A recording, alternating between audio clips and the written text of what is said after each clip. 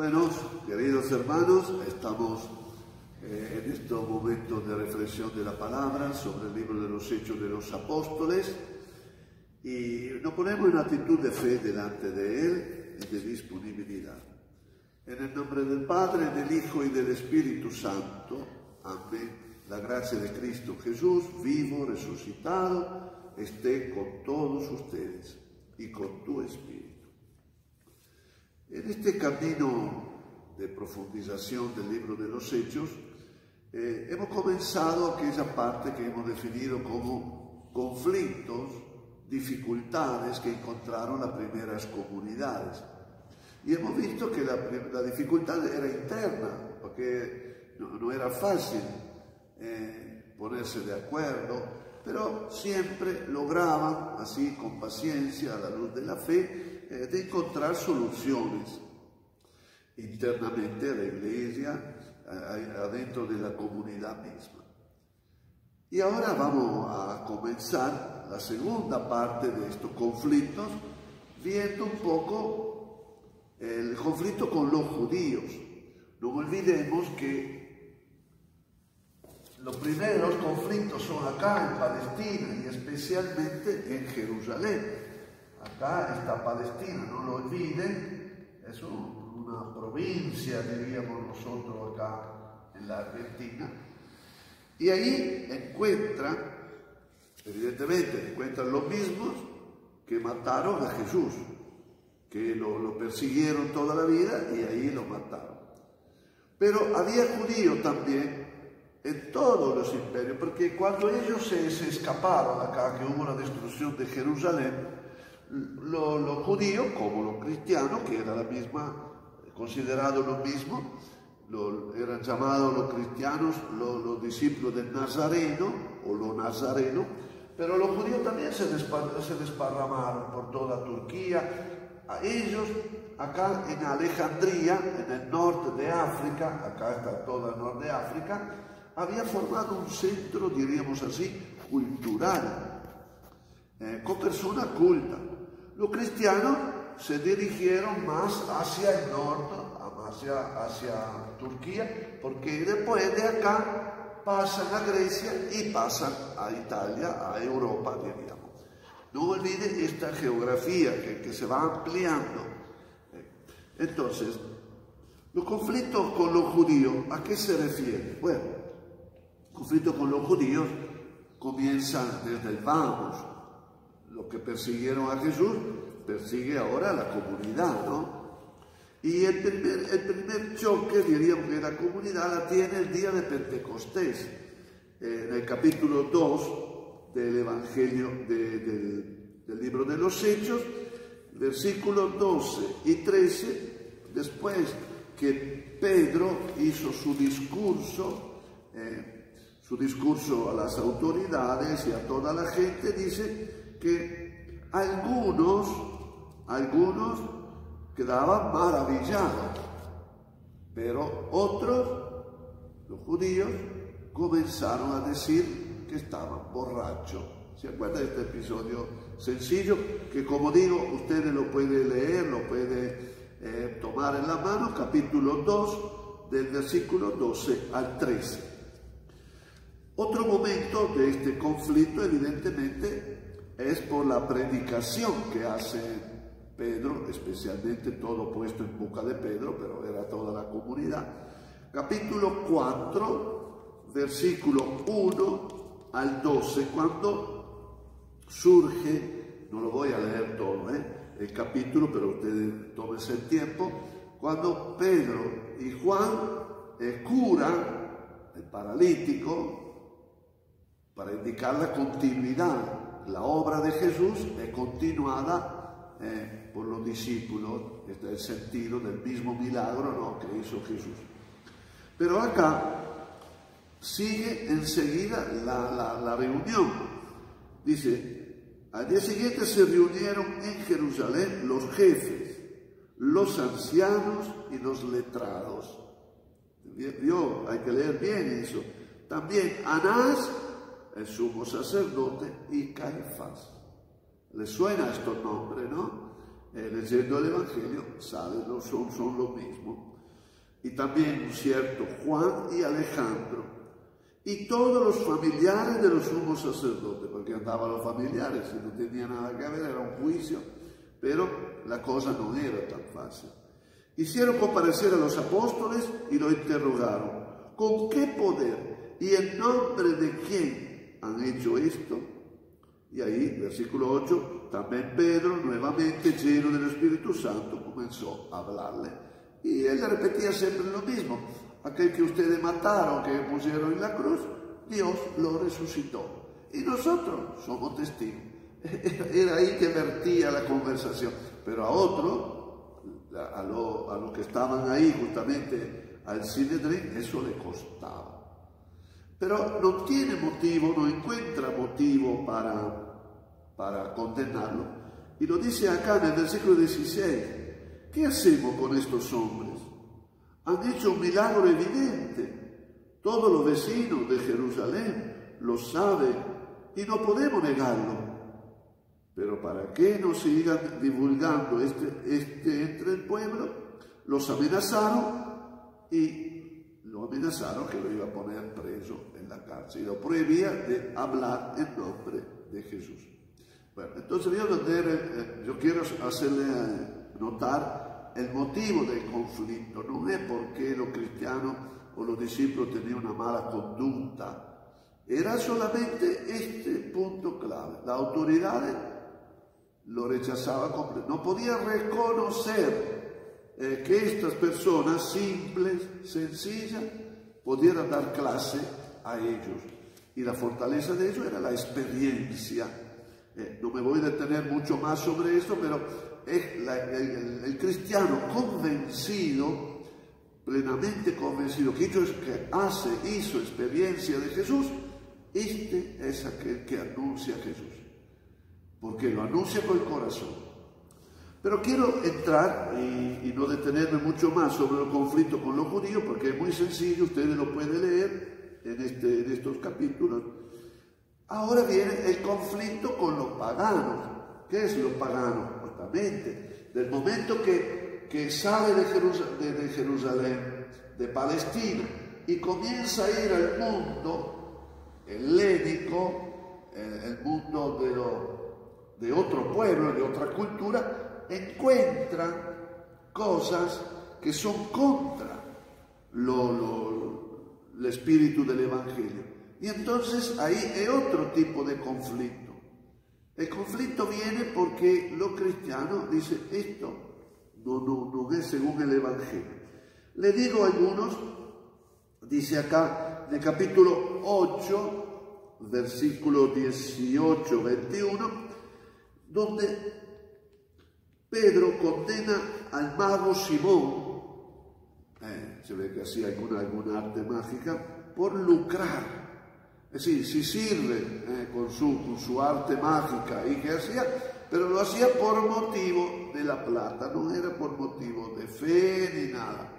Engañaba, ahí era que Pedro lo ataca, porque vos estás engañando, está comprando la cosa de Dios por la plata. Y acá viene el nombre que ustedes conocen muy bien, la simonía.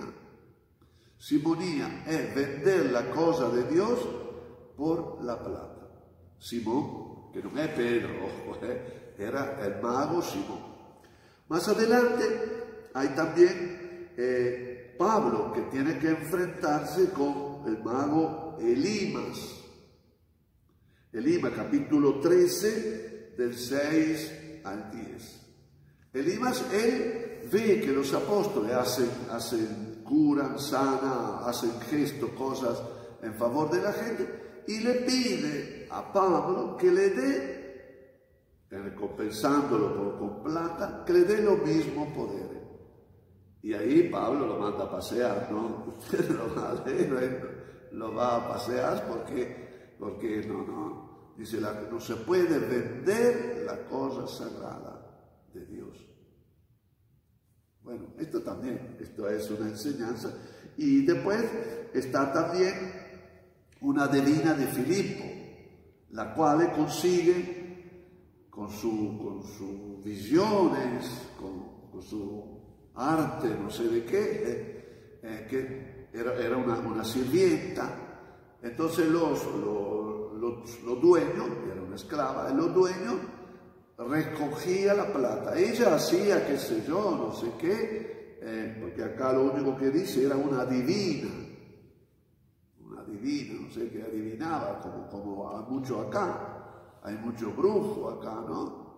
Hay mucho que va a hacerse leer la carta, no sé, digo, tantas cosas que ustedes saben mucho mejor que yo, ¿eh? Bueno, y acá entonces, como es, Pablo nuevamente lo rechaza y le reprocha a los dueños así por utilizar la persona en favor propio, engañando al pueblo. Y después, en Éfeso es acá donde está Lucas escribiendo, Éfeso es acá, y acá hay un episodio interesante, porque ahí había un santuario de la diosa Artemisa, de muchas devociones, mucha gente iba, pero claro que Pablo evidentemente ve todo eso y dice, esto no puede ser. No puede ser que alrededor de esta imagen se haga tanta fiesta, se haga tanto negocio, diríamos, ¿no?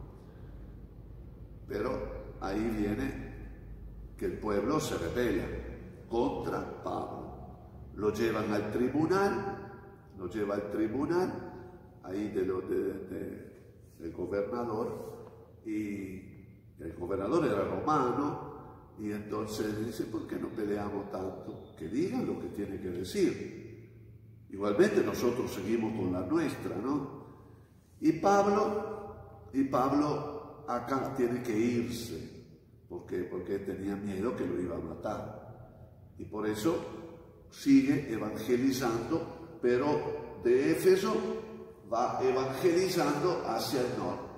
Entonces Pablo siempre encuentra camino para ir, y va a predicar.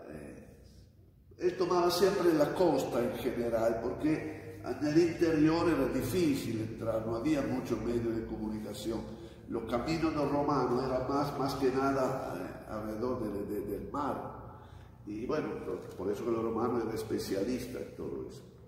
Bueno, entonces era solamente en un episodio, pero hay más. Hasta el capítulo 15, ustedes pueden encontrar todo eso, enfrentamiento adentro de la comunidad, dificultades internas, dificultades con los judíos, algunas yo hablé de eso, pero hay mucha más, ¿eh?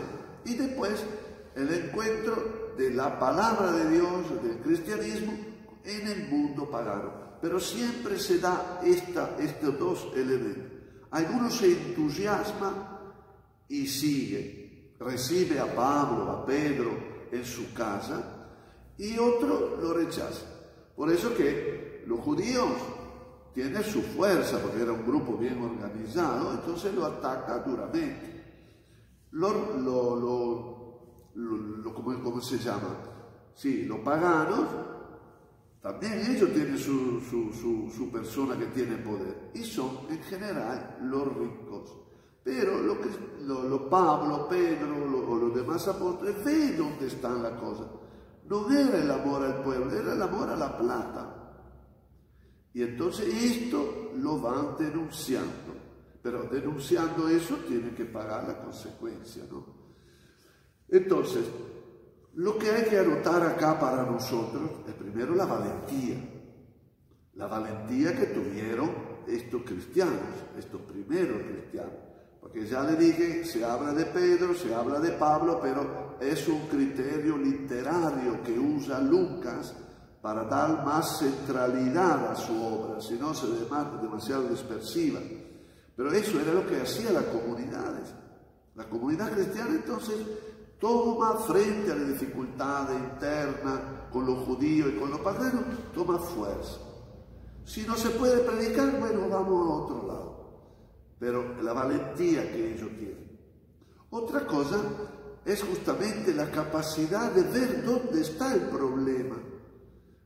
Porque ve que con los judíos el problema es de no aceptar que aquel que ellos mataron era el Hijo de Dios, el venido de Dios. Y entonces eso lo repite continuamente. Pero con los paganos ya comienza, si bien llegan a hablar de Jesús, evidentemente, parte siempre denunciando, diríamos nosotros, poniendo en evidencia que el dinero es aquel que mueve la sociedad. Y especialmente la ciudad romana, ojo, la griega. Nosotros hoy llamaremos con capitalismo, llamaremos de otra forma, digo, pero... entonces esto es importante notar, la capacidad a la luz del Evangelio de leer la realidad en que nos encontramos. Y otro elemento, otro aspecto es, justamente lo veremos mañana, caminar juntos.